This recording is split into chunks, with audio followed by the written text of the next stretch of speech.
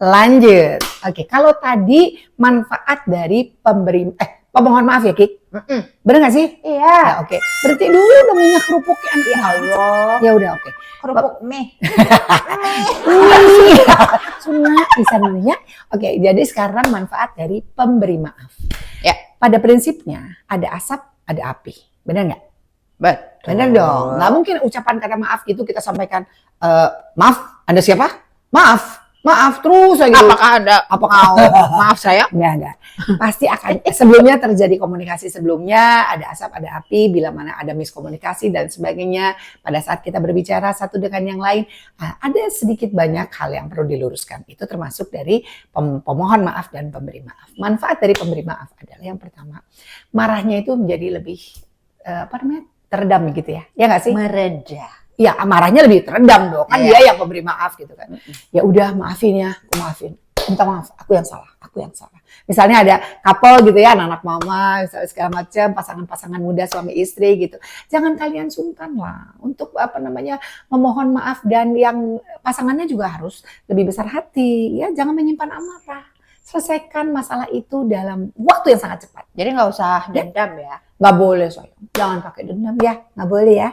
Oke, jadi mengurangi marah, dendam itu berkurang. Keduanya, itu tadi kalau kita sudah sering maafkan, hati kita lega, gitu. Next ada, ya. Tahu nggak kalau kita mengucap maaf ya, pemohon maupun pemberi maaf itu sama-sama belajar tentang arti keikhlasan. Betul. Pasti. Ya, tapi ikhlas benar-benar kayak benar-benar minta maaf. Oh iya, kan dari awal kita udah ngomong. Selewat. Iya, kan? Maafin aku. Ya besok gak akan gitu lagi, enggak. Ya pasti bukan pulang cepet. Ya oke gampang terus. Enggak ada gitu. Ya kan ikhlas nggak minta maafnya. Iya. Benar nggak? Kalau ikhlas, pemohon dan pemberi maaf pasti akan merasakan hal yang sama. Next yaitu hubungannya semakin baik seperti tadi, in between both of them, mutual communication terjalin lagi satu dengan yang lain, semuanya menjadi lebih baik ya. Saling menghargai nggak tadi artinya? Iyalah. Iya dong. Kan kita kan sudah tadi artinya lebih baik. Kalau kita minta maaf duluan, yang diberikan, yang mau kita mohon maafkan itu si pemohon dan pemberi akan merasa lebih dihargai. Ya nggak sih? Dan kita pun merasa dihargai. Menghargai dan dihargai. Oh itu equals banget. Asik tuh ya model kayak gitu. Ya. Nah sekarang poin yang tidak kalah penting. Saya pengen banget ngebahas ini. Kepada siapa sih seharusnya AI kita mau minta maaf? Banyak. Yang pertama, tapi yang paling utama, kalau aku sih Allah Subhanahu Wa Taala. Betul. Karena bagaimanapun kita sebagai manusia pasti melakukan kesalahan. Ladang maafnya Allah tiada batas. Tuhan itu maha baik, maha pemurah, maha pengampun atas segala kesalahan kita. Banyak cara yang bisa kita lakukan. Tapi semuanya berasal dari hati. Allah pun tahu kalau kita isi hati kita nggak usah pakai diomongin kali ya. Gitu. Jadi yang pertama adalah mohon maaf. Belajar untuk mohon maaf dengan cara apa? Ya lakukanlah ibadah sesuai dengan kepercayaan kita masing-masing ya. Bicarakan langsung dengan Sang Maha Kuasa karena Sang Maha Kuasa maha mendengar dan maha mengabulkan. Berikutnya, menurut pendapat aku ya Ki, kepada kedua orang tua. Itu penting banget. Aku suka pengen nangis. Jangan dong. Kalau aku ngomongin soal orang tua aku pengen nangis. Mungkin Bapak Ibu, anak-anak Mama ada yang merasakan bahwa bersyukur sekali orang tua kita masih lengkap. Ya kan? Masih ada Bapak Ibu, ada Papa Mama, masih ada Abah Umi. Kadang maafnya orang tua juga lebar besar. Kalau sekarang gini deh, kita nggak usah ngomong jauh-jauh deh. Kita sama sahabat kita aja masih sering berantem, iya nggak? Ini kalau bahasa Betawinya, kita bisa berantem apean lu. Habis itu masih suka ada dendam. Ya prosesnya lama, minta maafan. Ya nggak sih? Tapi kalau sama orang tua, maafin aku Bu, aku salah. Itu begitu orang tua, ibu atau bapak kita mengatakan, iya, ibu maafkan atau bapak maafkan. Rasanya ini kayak sudah beres, gitu kan, kayak sudah beres gitu. Wah luar biasa. Jadi kepada Allah Subhanahu Wa Taala itu Tuhan yang maha pengasih dan penyayang, maha pemaaf. Kedua kepada orang tua. Siapa lagi kira-kira menurut kamu AI? Ya family terdekat. Ya keluarga terdekat yang kita hormati, yang kita sayangi, ya kan? Jangan salah, permohonan maaf it doesn't mean hanya kepada senior kita. kepada adik kita, junior kita? Enggak apa-apa. Oh, tiada batas. Nggak ada. Kalau kita yang salah. Oh iya. Ya masa orang lain yang mau minta maaf. Nggak bisa. Masa kita yang salah, kita ngabisin makanan Kika minta maaf, kan nggak mungkin. Ya kan? Nah, jadi tiada batas. Permohonan maaf itu mungkin hanya yang pertama, total, exact, harus kepada Allah Subhanahu wa Ta'ala, harus kepada kedua orang tua, harus kepada keluarga, sahabat terbaik, dan semuanya. Untuk apa niatnya? Menjalin hubungan itu agar tetap baik dan solid. Berikutnya. Orang yang, ini agak berat, Kik. Kalau saya bilang, makanya saya agak merulung ya. Orang yang pernah menyakiti dan kita sakiti. Berat ya, ayo. Ini pasti ada yang diem langsung longsor, meneng, ya, ketap-ketip pikir. Bener gak sih aku pernah seperti itu? Yes. Tanpa kita sadari, kita pernah loh menyakiti hati orang lain. Tanpa kita sadari. Dan sebaliknya, orang lain juga pernah menyakiti hati kita. Betul. Bagaimana cara kita memaafkan? Ini proses pembelajaran, ya Allah. Untuk mendapatkan kata maaf, mengucapkan maaf aja itu kita rasanya, aduh, ya Allah, orang ini udah sakitin hati gue gitu kan.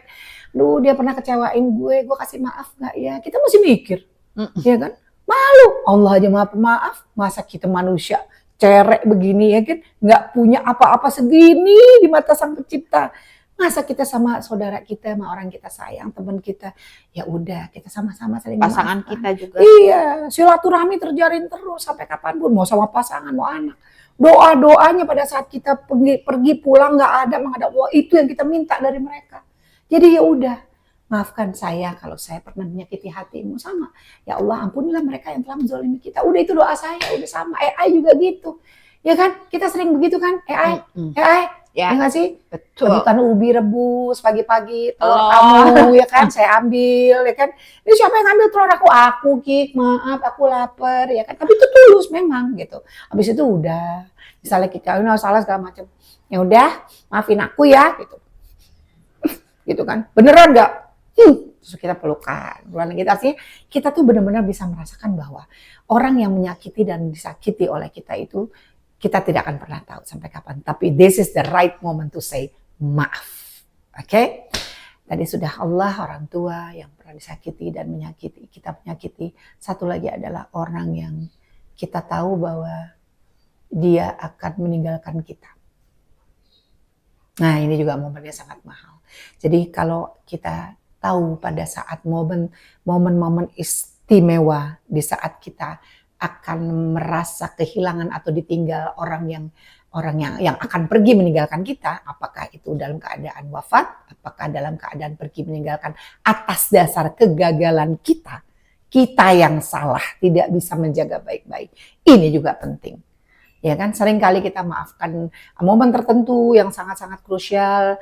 Ya, selalu kita minta maaf, berharap ada momen yang bisa kita maksimalkan mengakui kesalahan kita, mengakui kekurangan kita. Kita gagal nih untuk menjalin hubungan menjadi lebih baik.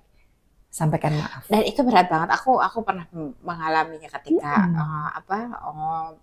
orang rumah sakit bilang bahwa mama tidak bisa disembuhkan, tapi ya dibawa ke rumah atau mau stay di rumah sakit.